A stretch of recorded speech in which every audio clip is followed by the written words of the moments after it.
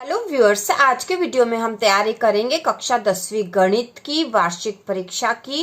तो आज हम दो नंबर के प्रश्नों की तैयारी कर रहे हैं। तो पहला प्रश्न है, एक द्विघात बहुपद ज्ञात कीजिए जिसके शून्यकों का योग 1 और गुणनफल 1 है।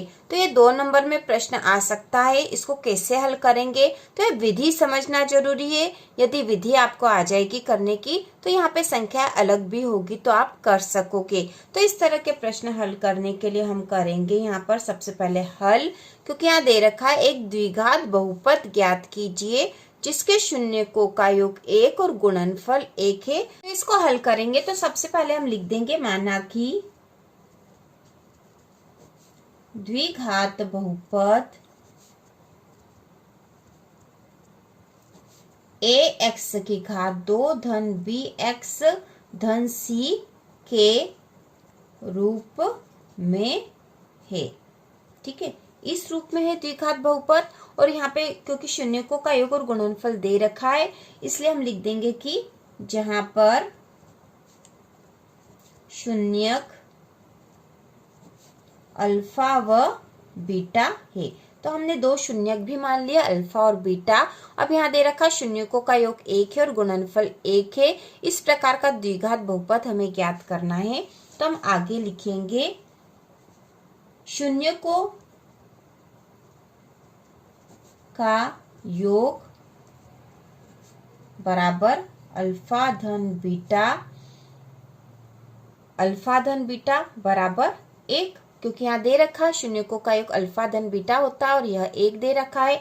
अब हमें पता है कि शून्यकों का योग का तो एक सूत्र है और वह होता है अल्फा धन बीटा बराबर ऋण बी बटा ए। ठीक है, ऋण बी बटा ए। तो यहाँ अल्फा धन बीटा तो 1 है तो हमने लिख दिया 1 बराबर ऋण बी बटा ए।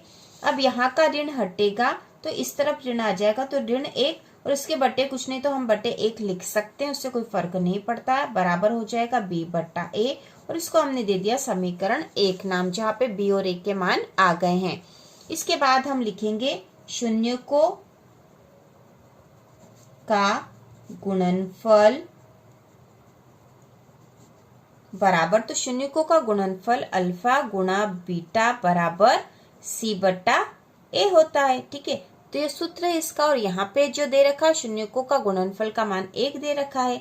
ठीक है, तो हम यहाँ लिख देंगे अल्फा गुणा बीटा बराबर c बट्टा a। अल्फा गुणा बीटा का मान है 1 बराबर c बट्टा a हो जाएगा। इसके बट्टे कुछ नहीं तो हम 1 लिख देंगे और इसको हम समीकरण 2 नाम दे देंगे। अब हम लिखेंगे समीकरण 1 व 2 से। तो समीकरण 1 व 2 से हम a, b और c के मान निकाल सकते हैं। तो यहाँ देखो a के सामने जो संख्या वो a का मान है, b के सामने जो संख्या वो b का मान है। इसी प्रकार c के सामने जो संख्या है वो c का मान है और a के सामने तो 1 मान है और यहाँ पे भी 1 है, मतलब a का मान 1 आ जाएगा। तो हम लिख देंगे समीकरण 1 व 2 से a बराबर, a के सामने 1 है तो a का मान 1 हो गया। b बराबर, तो b के सामने ऋण 1 है तो ऋण 1 इसका मान हो जाएगा। और c बराबर, तो c के सामने 1 है तो c के सामने हम 1 जो है c का मान हो जाएगा। अब हमारा जो बहुपद द्विघात बहुपद है वो किस रूप में होता है, अतः द्विघात बहुपद तो द्विघात बहुपद का सूत्र हमने ऊपर भी लिख दिया था, ax की घात 2 धन bx धन c। तो यहाँ पे a का मान, b का मान और c का मान यदि हम रख देंगे तो हमें द्विघात बहुपद मिल जाएगा। इसी के लिए हमने ये मान निकाले हैं। तो हम यहाँ लिख देंगे a के स्थान पर a का मान है 1, तो 1 लिखने की आवश्यकता ही नहीं होती, हम तो सीधा हम x की घात 2 लिख देंगे।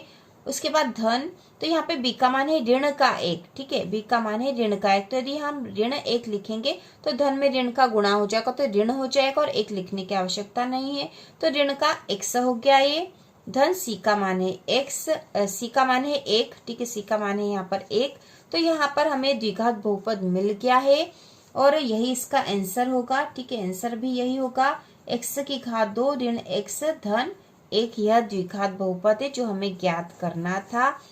ठीक है, तो इस प्रकार से यह सवाल कर देंगे। यदि इस प्रकार के सवाल में यदि यहाँ मान अलग आते हैं, यहाँ मान अलग होते हैं, यहाँ पे योग एक के स्थान पर कुछ और दिया हो और गुणनफल कुछ और दिया हो तो हमें कुछ नहीं करना, पूरा उसी विधि से करना। बस ये मान जो दे रखा है, यहाँ पे हमने एक दे रखा था तो हमने एक लिखा, जितना भी दे रखा आपको उतना ही लिख के इसको हल कर लेना है। इसी विधि से कोई सा भी सवाल आए, शून्य को के योग और गुणनफल दे रखे और हमसे द्विघात बहुपद यदि पूछा जाता है तो हम आसानी से उसको हल कर सकते हैं। इसके बाद जो अगला 2 नंबर वाला प्रश्न है वह है 2x की घात 2 धन 3x धन 1 को x धन 2 से भाग दीजिए। तो यहाँ हमें भाग देना है तो हम इसको हल करेंगे। हमें भाग लगाना है, इसमें इसका भाग लगाना है। तो हम यहाँ जो बहुपद दे रखा उसको लिख लेंगे। सबसे पहले 2x की घात 2 धन 3x धन 1 और उसको भाग लगाएंगे हम x धन 2 से। तो भाग कैसे करते हैं हम पहले भी सीख चुके थे, हम फिर से इसको करेंगे। तो यहाँ भाग लगाना है तो 2x की घात 2 धन 3x धन 1 में x धन 2 का भाग लगाना है। भाग लगाने के लिए हम यहाँ पर आगे वाला पद देखते हैं, ठीक है, इसमें ही गुणा करके हमें ये जो आगे वाला पद है यह पद लाने की कोशिश करना। तो हमें चाहिए 2x की घात 2 जिससे कि भाग जाए। तो हम इस वाली संख्या में किसका गुणा कर सकते हैं, 2x का गुणा कर सकते हैं, ठीक है। 2x का गुणा x में करेंगे तो 2x की घात 2 हो जाएगा। तो 2x का गुणा x में करा तो हमें मिल गया 2x की घात 2। अब यहाँ पे 2x का गुणा इस दूसरे पद में भी होगा तो 2x का गुणा 2 में होगा तो 2 दूनी 4x हो जाएगा और धन का रहेगा क्योंकि जो है यह पद धन का है तो 2 दूनी 4x हो गया। तो हम यहाँ लिख देंगे 4x। अब यहाँ पे इन दोनों को घटाएंगे तो इसके चिन्ह बदल जाएंगे। 2x की घात 2 में से 2x की घात 2 घटेगा तो दोनों आपस में कट जाएंगे क्योंकि ये धन का और ये ऋण का है।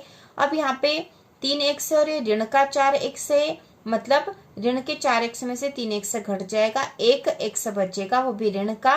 तो हम लिख देंगे ऋण x, ठीक है। 1 लिखने की आवश्यकता नहीं होती है और ऊपर से बचा था धन का 1 हमने लिख दिया है। अब हम किसका इसमें गुणा करें कि हमको ऋण x चाहिए यहाँ पे, तो हम ऋण 1 का गुणा कर दे क्योंकि x तो है ही सही। 1 का x में गुणा करेंगे तो x आ जाएगा और ये ऋण का है तो ऋण का x हो जाएगा। तो यह हो गया ऋण का x। अब ऋण 1 का 2 में गुणा करेंगे तो ऋण का 2 हो जाएगा क्योंकि ऋण का और धन का चिन्हों का गुणा होगा पहले, तो चिन्ह ऋण का हो जाएगा।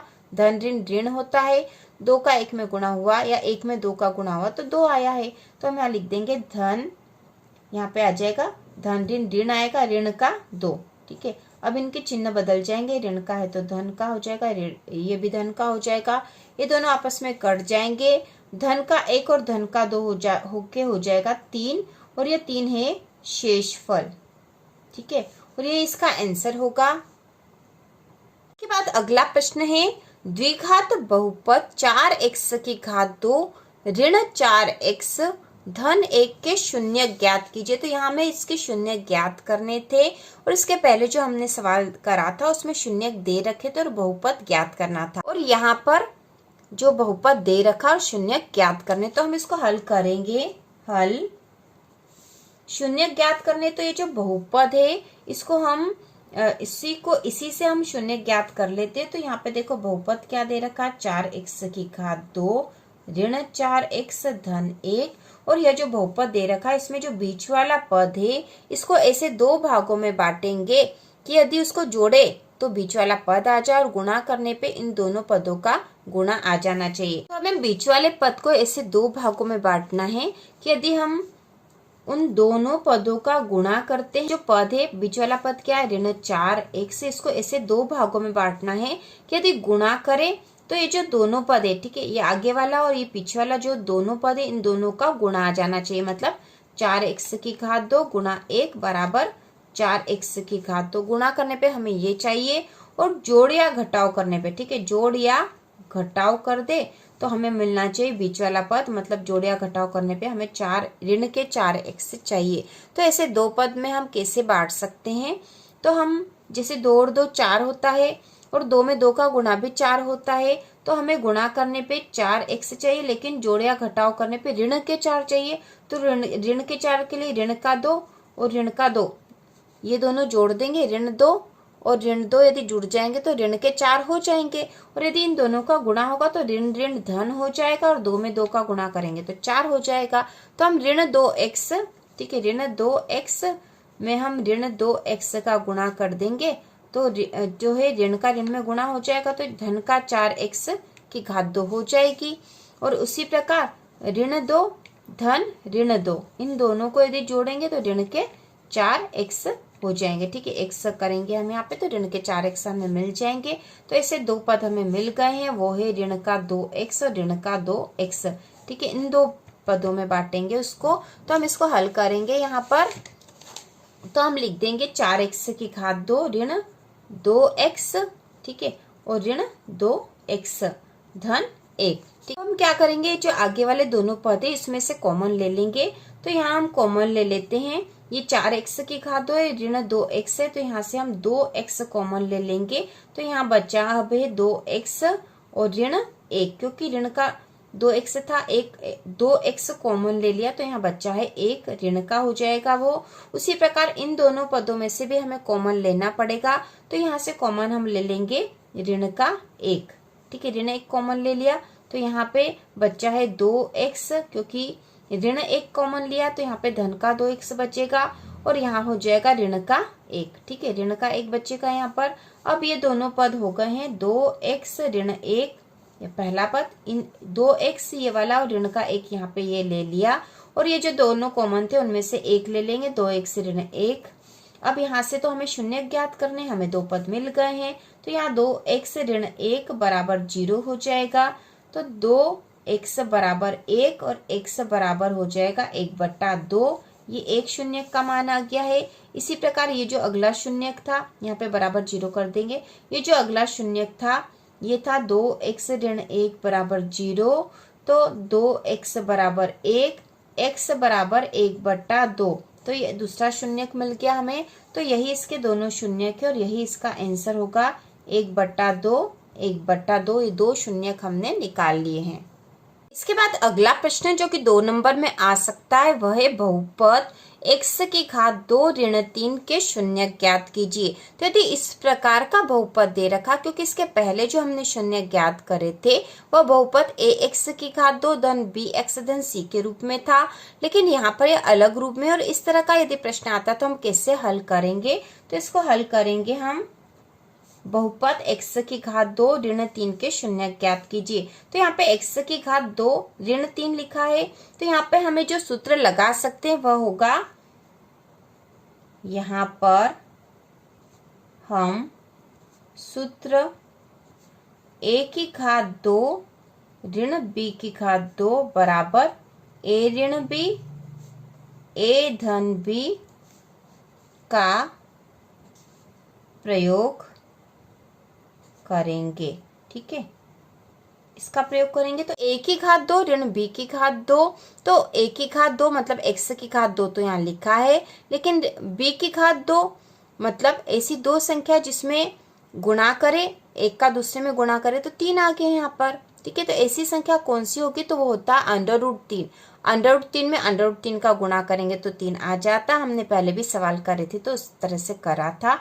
तो हम यहाँ करेंगे x की घात 2 ऋण √3 की घात 2, तो √3 की घात 2 मतलब 3 हो जाता है, बराबर x ऋण √3 x धन √3, ठीक है। इसको यदि हल करेंगे तो इस प्रकार से हो जाएगा इस सूत्र के अनुसार। तो हम यहाँ लिख देंगे, अतः अब हमें तो शून्य ज्ञात करने हैं, शून्य ज्ञात करने के लिए यहाँ पे दो पद हमें मिल गए हैं, x ऋण √3 बराबर 0, तो x बराबर हो जाएगा √3 उधर चला जाएगा, बराबर के उधर, तो धन का √3 हो गया, तो एक शून्य ये हमें मिल गया, ठीक है। इसी प्रकार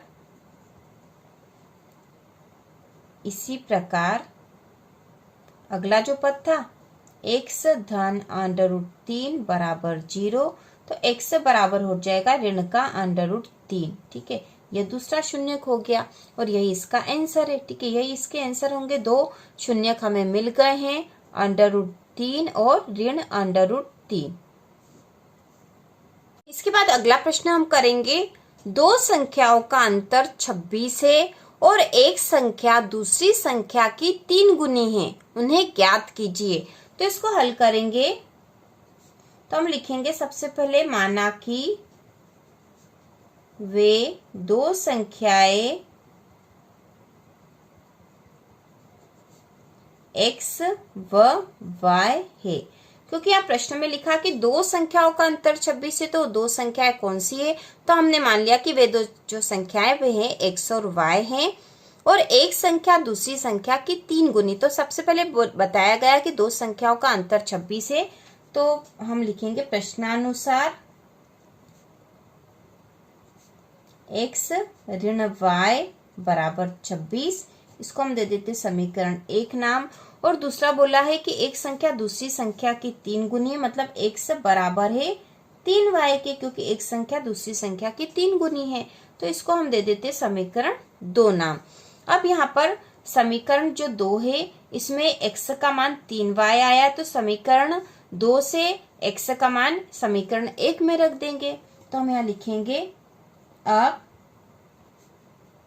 x का मान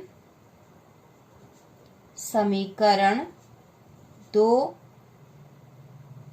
समीकरण 1 में रखने पर, ठीक है, क्योंकि समीकरण 2 में तो हमने x का मान निकाला है, x बराबर 3y, और यह मान हम समीकरण 1 में रख देंगे। तो समीकरण 1 है x ऋण y बराबर 26। तो यहाँ पर x का मान हम लिख देंगे 3y, तो 3y ऋण y बराबर 26। 3y में से 1y चला गया तो बचा 2y बराबर 26। तो y बराबर हो जाएगा 26/2, और ये y बराबर हो गया है, तो ये कट जाएगा, 2 एकम 2, 2 एकम 2, 2 तिया 6, तो y बराबर आ गया 13। ठीक है, y का मान आ गया 13। अब y का मान जो है, y का मान 13 आ गया। y का मान अब हम समीकरण 1 में रख देंगे। तो हम यहाँ लिख देते हैं y का मान समीकरण, y का मान समीकरण 2 में रख देंगे। समीकरण 2 में y का मान रख देंगे तो हमें x का मान मिल जाएगा। तो हम लिख देंगे y का मान समीकरण 2 में रखने पर, तो समीकरण 2 है x बराबर 3y। तो यहाँ हो जाएगा x बराबर, ठीक है, x बराबर 3 गुणा y का मान है 13, तो x बराबर हो जाएगा 13 तिया 39। ठीक है, 39। तो x का मान आ गया 39 और y का मान आ गया था 13। तो ये जो दोनों संख्याएं हैं, और दोनों संख्याएं हमें ज्ञात करनी थी, तो वो संख्या है 13 और 39, और यही इसका आंसर हो जाएगा 13, 39। और हम लिख भी सकते हैं कि वे दो संख्याएं 13 व 39 है। इस प्रकार हमने कक्षा 10वीं गणित के 2-2 नंबर के प्रश्नों की तैयारी कर ली है। इसके बाद अगले वीडियो में फिर से 2 और 3 नंबर के प्रश्नों की तैयारी करेंगे, उसके बाद 4 नंबर के प्रश्नों की। तो इसी प्रकार के और वीडियो देखने के लिए, कक्षा 10वीं की संपूर्ण तैयारी के लिए चैनल को सब्सक्राइब कीजिए।